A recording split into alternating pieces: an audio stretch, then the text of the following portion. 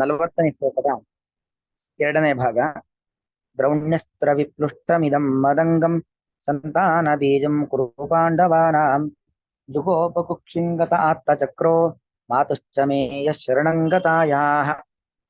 ಈಗ ವ್ಯಾಖ್ಯಾನದಲ್ಲಿ ಪಾಂಡವಾನಾಂ ಕುರುತ್ವೇಪಿ ಗೋಬಲೀವರ್ಧನ್ಯಾಯೇನ ಸಾಮಾನ್ಯ ವಿಶೇಷ ಭಾವಮಾಶ್ರಿತ್ಯ ಸಜಾತೀಯ ವೈಶಿಷ್ಟ್ಯಕಥನಾಯ ಪೃಥಕ್ ವ್ಯವಹಾರ ಇತಿ ಜ್ಞೇಯಂ. ವಸ್ತುತಃ ಪಾಂಡವರು ಕೂಡ ಕೌರವರೇ, ಆದರೂ ಕೂಡ ವೈಶಿಷ್ಟ್ಯವನ್ನು ತೋರಿಸ್ಕೊಡ್ಲಿಕ್ಕೋಸ್ಕರವಾಗಿ ಪಾಂಡವರಲ್ಲಿ ಒಂದು ಸಾತ್ವಿಕತೆ ಎಂಬ ಒಂದು ವಿಶೇಷ ಗುಣ ಇದೆ, ಅದನ್ನ ತೋರಿಸ್ಲಿಕ್ಕೋಸ್ಕರವಾಗಿ ಪ್ರತ್ಯೇಕವಾಗಿ ಕುರುನಾಮ ಅಂತ ಮಾತ್ರ ಹೇಳಿದೇನೆ. ಕುರು ಪಾಂಡವಾನಾಂ ಅವರಲ್ಲಿರ್ತಕ್ಕಂಥ ಸಾತ್ವಿಕಾಂಶವನ್ನ ಜ್ಞಾಪನೆ ಮಾಡ್ಲಿಕ್ಕೋಸ್ಕರವಾಗಿ ಕುರು ಪಾಂಡವಾನಂ ಅಂತ ಭಾಗವತ ಶಬ್ದ ಪ್ರಯೋಗ ಮಾಡಿದೆ ಅನ್ನೋದನ್ನ ವ್ಯಾಖ್ಯಾನಕಾರರು ತೋರಿಸ್ಕೊಟ್ಟಿದ್ದಾರೆ. ಅಷ್ಟು ಪಾಠ ಆಗಿತ್ತು. ಏವಂ ಅತ್ರೈವ ಸ್ಥಾನಾಂತರೇಪಿ, ಹಾಗೆ ಇಲ್ಲೇ ಬೇರೆ ಕಡೆ ಬಂದದ್ದನ್ನು ಕೂಡ ಉಲ್ಲೇಖ ಮಾಡಿದ್ದಾರೆ. ತೇ ಸಮೇತ್ಯ ಕುರುಕ್ಷೇತ್ರೆ ರಾಜಾನಃ ಕುರುಪಾಂಡವಾಹ ಕುರುಪಾಂಡವಃ ರಾಜಾನಃ. ಕುರುಪಾಂಡವ ರಾಜರುಗಳು ರಾಜಾನೋ ರಾಜಾನಃ ರಾಜರುಗಳು ಕುರುಕ್ಷೇತ್ರೇ ಸಮೇತ್ಯ ಕುರುಕ್ಷೇತ್ರದಲ್ಲಿ ಬಂದು ಸೇರಿ ಸ್ಯಮಂತ ಪಂಚಕೆ ಚಕ್ರಯೂಹಂ ಉದ್ಯತಿ ಭಾಸ್ಕರೇ. ಆ ಸ್ಯಮಂತ ಪಂಚಕ ಕುರುಕ್ಷೇತ್ರದಲ್ಲಿ ಪರಶುರಾಮ ದೇವರು ನಿರ್ಮಾಣ ಮಾಡಿರ್ತಕ್ಕಂಥ ಸ್ಯಮಂತ ಪಂಚಕ ದುಷ್ಟ ಕ್ಷತ್ರಿಯ ಕುಲವನ್ನ ಸಂಹಾರ ಮಾಡಿ ಅವರ ರಕ್ತದಿಂದ ನಿರ್ಮಾಣ ಮಾಡಿರ್ತಕ್ಕಂಥ 5 ಸರೋವರಗಳು ಸ್ಯಮಂತ ಪಂಚಕ ಅಂತ. ನಾವು ಗೀತೆಯ ಆರಂಭದಲ್ಲಿ ನೋಡಿದ್ವಿ. ಧರ್ಮಕ್ಷೇತ್ರೇ ಕುರುಕ್ಷೇತ್ರೆ.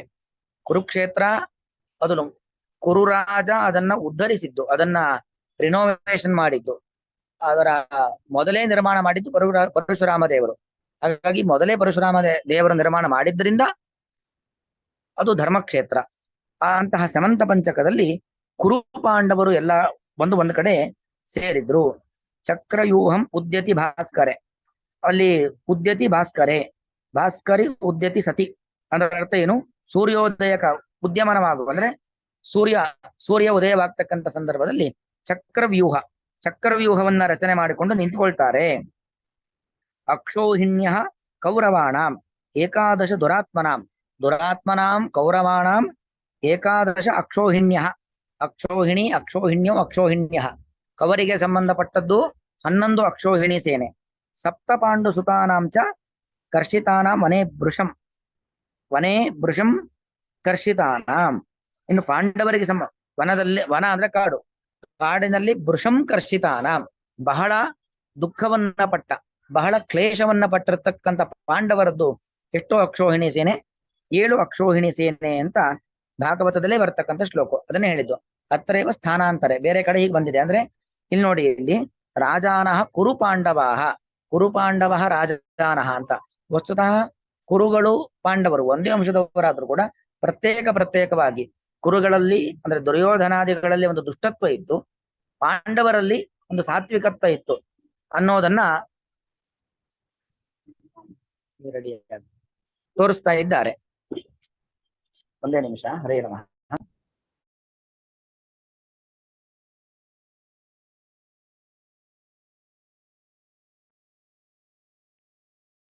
ಇದು ಎಷ್ಟನೇ ಶ್ಲೋಕ ನಡೀತಾ ಇದೆ?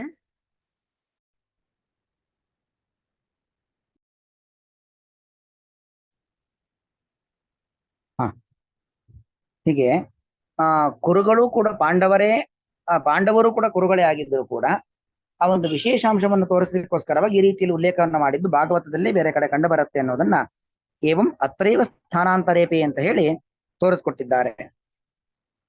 ಅಲ್ಲಿ ಸಂತತೇ ಮೂಲಭೂತಂ ಸಂತಾನ ಬೀಜಂ ಕುರುಪಾಂಡವಾನಾಂ ಅಂತ ಮೂಲ ಶ್ಲೋಕದಲ್ಲಿದೆ. ಅದಕ್ಕೆ ಅರ್ಥ ಏನು ಅಂದ್ರೆ, ಈ ಕುರುವಂಶದ ಪಾಂಡುವಂಶದ ಸಂತತಿ ಅದರ ಮೂಲ ಬೀಜ, ಮೂಲಭೂತ ಅಂದ್ರೆ ಆ ವಂಶಕ್ಕೆ ಕಾರಣನಾಗಿರ್ತಕ್ಕವನು ಅಂತ ಅರ್ಥ. ವಂಶ ಬೆಳಿಲಿಕ್ಕೆ ಕಾರಣ ಆಗಿರೋನು ಅಂತ ಅರ್ಥ. ಇದಂ ದೃಶ್ಯಮಾನಂ ಮಮ ಶರೀರಂ ಅಲ್ಲಿ ಬಂತು. ಇದಂ ಮದಂಗಂ ಅಂತ ಬಂತು. ಇದಂ ಅಂದ್ರೇನು? ಕಣ್ಣಿಗೆ ಕಾಣುತ್ತಿರುವ ಈ ನನ್ನ ಶರೀರವನ್ನ ಭಗವಂತ ರಕ್ಷಣೆ ಮಾಡ್ದ. ಹೇಗೆ ರಕ್ಷಣೆ ಮಾಡ್ದ?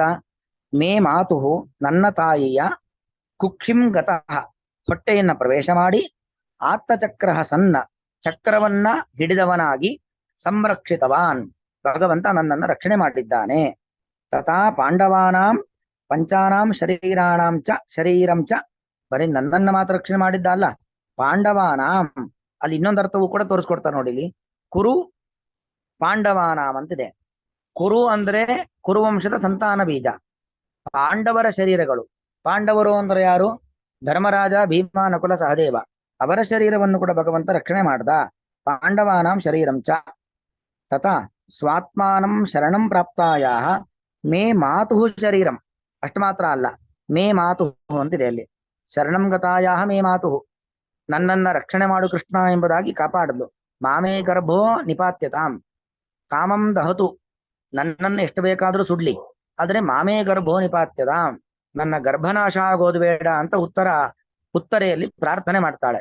ಹಾಗೆ ಪ್ರಾರ್ಥನೆ ಮಾಡಿರ್ತಕ್ಕಂಥ ನನ್ನ ತಾಯಿಯ ಶರೀರವನ್ನು, ನನ್ನ ಪೂರ್ವಜರಾಗಿರ್ತಕ್ಕಂತಹ ಧರ್ಮರಾಜಾದಿಗಳನ್ನು ಎಲ್ಲರನ್ನೂ ಕೂಡ ಭಗವಂತ ರಕ್ಷಣೆ ಮಾಡ್ದ. ತಥಾ ಸ್ವಾತ್ಮಾನಂ, ಸ್ವಾತ್ಮಾನಂ ಅಂದ್ರೆ ತನ್ನನ್ನು, ಭಗವಂತನನ್ನು, ಶರಣಂ ಪ್ರಾಪ್ತಾಯ ಮೊರೆ ಹೊಂದಿರುವಂತಹ ಮೇ ಮಾತುಶ್ಚ ಶರೀರಂ, ನನ್ನ ತಾಯಿಯ ಶರೀರವನ್ನು ಕೂಡ ಭಗವಂತ ರಕ್ಷಣೆ ಮಾಡ್ದ. ತಸ್ಯ ಇತಿ ಯಥಾಹುಹು, ಅದಕ್ಕೆ ಸಂಬಂಧ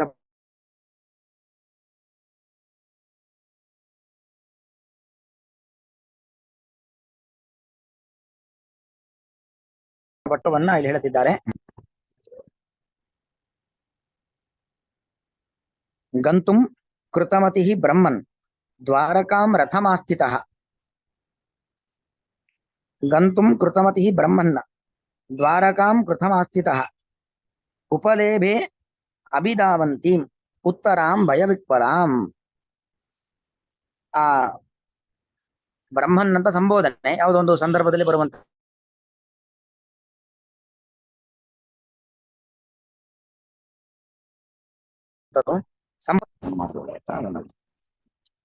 ದ್ವಾರಕಾಂ ಗಂತುಂ, ಭಗವಂತ ದ್ವಾರಕಾಂ ಗಂತುಂ ಕೃತಮತಿ, ದ್ವಾರಕೆಗೆ ಹೊರಡ್ಲಿಕ್ಕೆ ಇನ್ನು ಇಲ್ಲಿಯ ಕೆಲಸಗಳೆಲ್ಲವೂ ಕೂಡ ಮುಗಿದಿದೆ. ಯುದ್ಧ ಮುಗೀತು, ಪಾಂಡವರಿಗೆ ಜಯ ಸಿಕ್ತು, ಅವರಿಗೆ ಸಿಗಬೇಕಾಗಿರ್ತಕ್ಕಂಥ ರಾಜ್ಯ ಸಿಕ್ತು, ಅಧಾರ್ಮಿಕನಾದ ದುರ್ಯೋಧನ ಸತ್ತ, ದೇಶದಲ್ಲಿ ಸುಭದ್ರವಾದ ಸರ್ಕಾರ ಬಂತು, ಇನ್ನು ನನ್ನ ಕೆಲಸಗಳೆಲ್ಲವೂ ಕೂಡ ಮುಗೀತು ಅಂತ ಹೇಳಿ ಭಗವಂತ ಯಾದವರು ಇದ್ದಂತಹ ದ್ವಾರಕೆಗೆ ಹೋಗ್ತಾ ಇದ್ದಾನೆ, ಹೋಗ್ಲಿಕ್ಕೆ ಮನಸ್ಸು ಮಾಡಿದ್ದಾನೆ. ದ್ವಾರಕಾಂ ಗಂತುಂ, ದ್ವಾರಕಾ ಪಟ್ಟಣವನ್ನು ಕುರಿತು ಹೋಗಲು ಕೃತಮತಿ, ಮಾಡಲ್ಪಟ್ಟ ಬುದ್ಧಿ ಉಳ್ಳವನಾಗಿ, ಅಂದ್ರೆ ನಾನು ದ್ವಾರಕೆಗೆ ಹೋಗ್ತೇನೆ ಅಂತ ಸಂಕಲ್ಪ ಮಾಡಿದ್ದಾನೆ ಭಗವಂತ. ಹಾಗೆ ಸಂಕಲ್ಪ ಮಾಡಿ ರಥಂ ಆಸ್ಥಿತ, ರಥವನ್ನ ಏರಿದ್ದಾನೆ. ಅಷ್ಟೊತ್ತಿಗೆ ಉತ್ತರಾಂ ಭಯವಿಕ್ವಲಾಂ ಉತ್ತರಾಂ ಅಭಿಧಾವಂತೀಂ ಭಯವಿಕ್ವಲಾಂ ಉತ್ತರಾಂ ಉಪಲೇಭೆ. ಅಭಿಧಾವಂತಿ ಓಡ್ ಬರ್ತಾ ಇದ್ದಾಳೆ. ಹೇಗೆ ಓಡ್ ಬರ್ತಾ ಇದ್ದಾಳೆ? ಭಯ ವಿಕ್ವಲಾಂ, ಭಯದಿಂದ ಕಳವಳಗೊಂಡಿದ್ದಾಳೆ ಉತ್ತರೆ. ಅಂತಹ ಉತ್ತರೆಯ ಬಳಿಗೆ ಬಂದಿದ್ದಾಳೆ. ಅಂತಹ ಉತ್ತರಾಂ ಉಪಲೇಭೆ, ಉತ್ತರೆಯ ಬಳಿಗೆ ಕೃಷ್ಣ ಹೋಗ್ತಾ ಇದ್ದಾನೆ. ಅಂದ್ರೆ ಕೃಷ್ಣ ಅವಳನ್ನ ನೋಡಿ ರಥದಿಂದ ಇಳಿದು ಅವಳ ಸಮೀಪಕ್ಕೆ ಬರ್ತಾ ಇದ್ದಾನೆ. ಅವಳು ಹೇಳ್ತಾ ಇದ್ದಾಳೆ ಉತ್ತರೆ, ಪಾಹಿ ಪಾಹಿ ಮಹಾಯೋಗಿನ್ನ ದೇವದೇವ ಜಗತ್ಪತೆ. ಪಾಹಿ, ಕಾಪಾಡು ಭಗವಂತ, ಮಹಾಯೋಗಿನ್ನ, ಭಗವಂತನೇ ಮಹಾಯೋಗಿಯೇ ನನ್ನನ್ನ ಕಾಪಾಡು. ದೇವದೇವ, ದೇವತೆಗಳಿಗೂ ಒಡೆಯನಾದಂತ ಭಗವಂತನೇ. ಜಗತ್ಪತೆ, ಜಗತ್ತಿನ ಸ್ವಾಮಿಯೇ. ನಾಣ್ಯಂ ತ್ವತ್ ಅಭಯಂ ಪಶ್ಯೆ, ತ್ವತ್ಸಕಾಶಾತ್ ಅನ್ಯಂ ಅಭಯಂ ನ ಪಶ್ಯೆ. ನಿನ್ನನ್ನ ಬಿಟ್ಟು ನನ್ನ ರಕ್ಷಣೆ ಮಾಡೋರು ಯಾರೂ ಇಲ್ಲ. ಯತ್ರ ಮೃತ್ಯು ಪರಸ್ಪರಂ, ಏನಾಗಿದೆ ಕುರುಕ್ಷೇತ್ರದಲ್ಲಿ ಪರಸ್ಪರಂ ಮೃತ್ಯು, ಪರಸ್ಪರವಾಗಿ ಮೃತ್ಯು ಎಂಬುದು ಇಲ್ಲಿ ಸೇರ್ಕೊಂಡ್ಬಿಟ್ಟಿದೆ. ಯತ್ರ ಮೃತ್ಯು ಪರಸ್ಪರಂ, ಯತ್ರ ಮೃತ್ಯು ಪರಸ್ಪರಂ, ಪರಸ್ಪರವಾಗಿ ಏನಾಗಿದೆ ಎರಡು ಸಾವುಗಳು. ಎರಡು ಸಾವುಗಳು ಅಂದ್ರೆ ಏನು? ಮೃತ್ಯು ಅಂದ್ರೆ ಸಂಹಾರ ಶಕ್ತಿಯಾಗಿರ್ತಕ್ಕಂತಹ ಎರಡು ಬ್ರಹ್ಮಾಸ್ತ್ರಗಳು, ಎರಡು ಬ್ರಹ್ಮಾಸ್ತ್ರಗಳು ಒಟ್ಟಿಗೆ ಬಂದು ಸೇರ್ಕೊಂಡ್ಬಿಟ್ಟಿದ್ದಾವೆ. ಒಂದು ಕಡೆ ಅರ್ಜುನ ಬಿಟ್ಟಂತ ಬ್ರಹ್ಮಾಸ್ತ್ರ, ಮತ್ತೊಂದು ಕಡೆ ಅಶ್ವತ್ಥಾಮಾಚಾರ ಬಿಟ್ಟಂತ ಬ್ರಹ್ಮಾಸ್ತ್ರ, ಎರಡು ಕೂಡ ಒಟ್ಟಿಗೆ ಬಂದು ಸೇರ್ಕೊಂಡಿದ್ದಾವೆ. ಅಭಿದ್ರಾವತಿ ಮಾಮೀಶ, ಅದೀಗ ಏನಾಗಿದೆ, ಬರೀ ಎರಡು ಒಟ್ಟಾಗೋದ್ ಮಾತ್ರ ಅಲ್ಲ, ಮಾಂ ಅಭಿದ್ರಾವತಿ, ನನ್ನನ್ನ ಹಿಂಬಾಲಿಸಿಕೊಂಡು ಬರ್ತಾ ಇದೆ. ಅಭಿದ್ರಾವತಿ ಮಾಮೀಶ ಶರಸ್ತಪ್ತ ಆಯಸೋ ವಿಭೋ, ಶರಸ್ತಪ್ತಾಯಸ ವಿಭೋ ಎಂಬುದಾಗಿ ಕೃಷ್ಣನಿಗೆ ಮಾಡತಕ್ಕಂತ ಒಂದು ಸಂಬೋಧನೆ. ಅಯಸಃ ಅಂದ್ರೆ ಒಂದು ಕಾದ ಕಬ್ಬಿಣ, ಆ ಕಬ್ಬಿಣದ ಬಾಣ.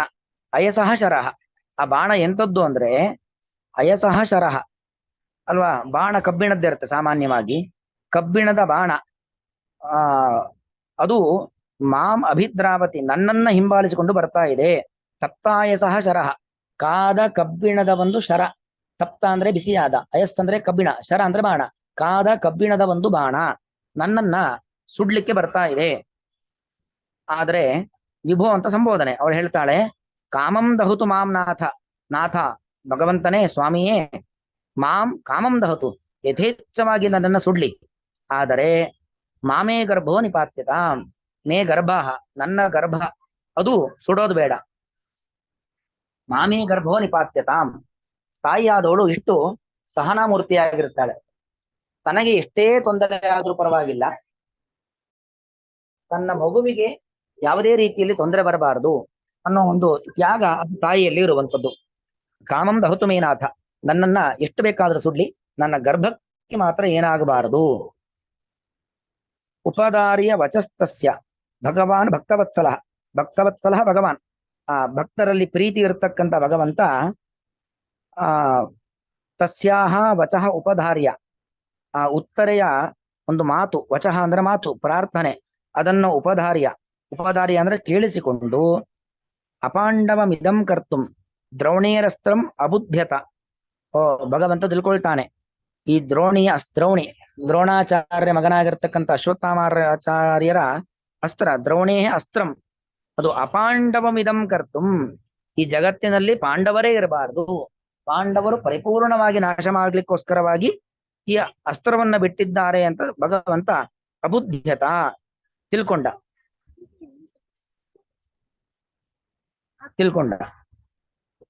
ತರ್ಹಿ ಏವಾತ ಭೃಗುಶ್ರೇಷ್ಠ ಪಾಂಡವ ಪಂಚಸಾಯಕಾನ್. ತರ್ಹೇವಾತ ಭೃಗುಶ್ರೇಷ್ಠ ಪಾಂಡವ ಪಂಚಸಾಯಕಾನ್.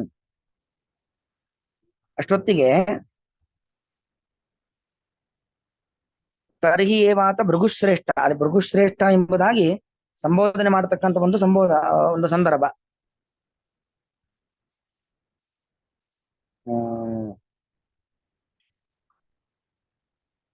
ಒಂದು ನಿಮಿಷ. ತರ್ಹಿ ಏವಾತ ಭೃಗುಶ್ರೇಷ್ಠ ಪಾಂಡವ ಪಂಚಸಾಯಕಾನ್ ಆತ್ಮನೋ ಅಭಿಮುಖಾನ್ ದೀಪ್ತಾನ್ ಅಲಕ್ಷ್ಯ ಅಸ್ತ್ರಾಣಿ ಉಪಾದದುಹು. ಅಂದ್ರೆ ಆತ್ಮನಃ ಅಭಿಮುಖಾನ್, ನಾನೀಗ ದ್ವಾರಕೆಗೆ ಹೋಗಿದ್ದೇನೆ ಅನ್ನೋದನ್ನ ನೋಡಿ, ತಾನೀಗ ದ್ವಾರಕೆಗೆ ಹೋಗಿದ್ದೇನೆ ಅನ್ನೋದನ್ನ ನೋಡಿ ಇಷ್ಟೊತ್ತೇನಾಗಿತ್ತದೋ, ಭಗವಂತ ಇದ್ದಷ್ಟು ದಿವಸ ಅದು ಏನಾಗಿತ್ತು, ದೂರ ಇತ್ತು, ಅಭಿಮುಖವಾಗಿತ್ತು, ದೂರ ಇತ್ತು. ದೀಪ್ತಾನ ಅಲಕ್ಷ್ಯ ಅಸ್ತ್ರಾಣಿ ಉಪಾದದು. ಭಗವಂತ ಈಗ ದೂರ ಹೋಗಿದ್ದನ್ನ ಕಂಡು ಏನ್ ಮಾಡ್ತಿದ್ದಾರೆ, ಬ್ರಹ್ಮಾಸ್ತ್ರವನ್ನ ಬಿಟ್ಟಿದ್ದಾರೆ. ವ್ಯಸನಂ ವೀಕ್ಷ್ಯ ತತ್ತೇಷಾಂ ಅನನ್ಯ ವಿಷಯಾತ್ಮನಾಂ. ಇದು ಭೃಗುಶ್ರೇಷ್ಠ ಎಂಬುದಾಗೆಲ್ಲ ಶೌನಕರಿಗೆ ಸೂತಪುರಾಣಿಗಳು ಹೇಳ್ತಕ್ಕಂಥ ಮಾತಿದೆಲ್ಲವೂ ಕೂಡ. ವ್ಯಸನಂ ವೀಕ್ಷ್ಯ ತತ್ತೇಷಾಂ ಅನನ್ಯ ವಿಷಯಾತ್ಮನಾಂ ಸುದರ್ಶನೇನ ಸ್ವಾಸ್ತ್ರೇಣ ಸ್ವಾನಾಂ ರಕ್ಷಾಂ ಯಥಾದ್ ವಿಭು. ತೇಷಾಂ ವ್ಯಸನಂ ವೀಕ್ಷ್ಯ ಅಂದ್ರೆ ಆ ಕೌರವರ ಒಂದು ಚಟ ಏನದು, ಪಾಂಡವರೇ ಜಗತ್ನಲ್ಲಿ ಇರಬಾರದು ಅನ್ನೋ ದುರ್ಯೋಧನನ ಒಂದು ಮನಸ್ಥಿತಿ.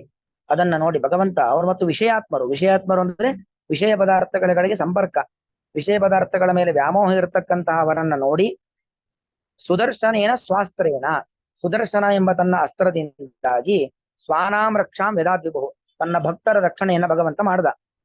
ಅಂತಸ್ಥ ಸರ್ವಭೂತಾನಾಂ ಆತ್ಮ ಯೋಗೇಶ್ವರೋ ಹರಿ. ಭಗವಂತ ಎಂತವನು, ಸರ್ವಭೂತಾನಾಂ ಅಂತಸ್ಥಃ, ಎಲ್ಲರ ಅಂತರ್ಯಾಮಿ. ಆತ್ಮ ಅವನು ನಿಯಾಮಕ, ಯೋಗೇಶ್ವರ ಸಾಧಕ, ಹರಿ ಪಾಪನ್ನ ಪರಿಹಾರ ಮಾಡತಕ್ಕಂಥ ಒಂದು ಶಕ್ತಿ. ಸ್ವಮಾಯಯ ಆವೃಣೋದ್ ಗರ್ಭಂ, ತನ್ನ ಒಂದು ಶಕ್ತಿ, ತನ್ನ ಒಂದು ಇಚ್ಛೆ, ಮಾಯಾ ಅಂದ್ರೆ ಭಗವಂತನ ಇಚ್ಛೆ ಅಂತ ಅರ್ಥ. ಭಗವಂತ ತನ್ನ ಇಚ್ಛೆಯಿಂದಾಗಿ ಗರ್ಭಂ ಆವೃಣೋದ್ ವೈರಾಟ್ಯಾಹ ಕುರುತಂತವೇ.